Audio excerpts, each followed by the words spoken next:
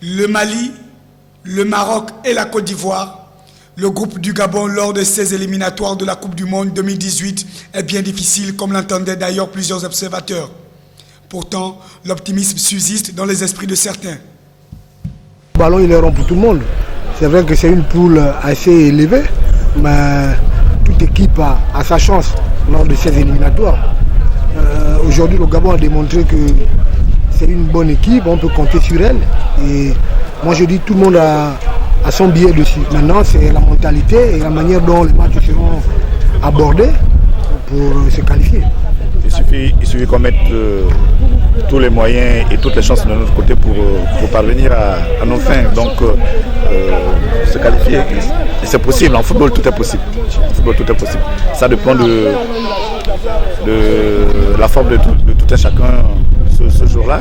J'espère que si on est bien dans nos têtes, on est bien physiquement, et que les techniciens qui seront en place mettent la tactique qu'il faut pour contrer nos adversaires ce jour-là, on pourra bien surprendre.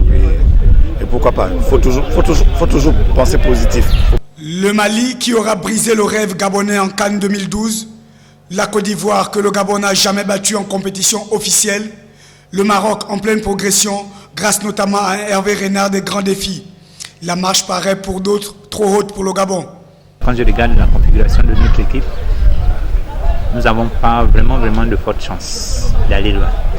Et vraiment, si on veut passer, c'est faire le plein à domicile.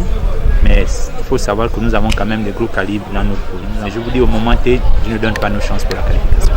Le mot de la fin, revenant au président de la Fédération gabonaise de football, le Gabon a-t-il réellement une chance dans ce groupe? Mais la même question peut être posée au président de la Fédération de la Côte d'Ivoire, au président de la Fédération du Mali et du Maroc. C'est pour dire que si nous sommes à ce stade de la compétition, c'est que nous avons des acquis, nous avons des qualités pour pouvoir figurer parmi les 20 derniers pays qualifiés pour cette phase. Donc j'estime que le groupe C, c'est un groupe à notre portée, à la portée de la Côte d'Ivoire, à la portée du Maroc, à la portée du Mali. Nous avons tous les mêmes chances. Maintenant, il va falloir pour chacun de s'organiser, de mettre tous les atouts de son côté pour pouvoir espérer se qualifier, parce que dans ce groupe, dans tous les groupes, c'est un seul qui sera qualifié pour le mondial de la Russie. Et l'avantage d'avoir le meilleur joueur africain dans nos rangs? La pression, c'est d'abord au niveau du joueur lui-même. Il a été élu meilleur joueur d'Afrique en 2016.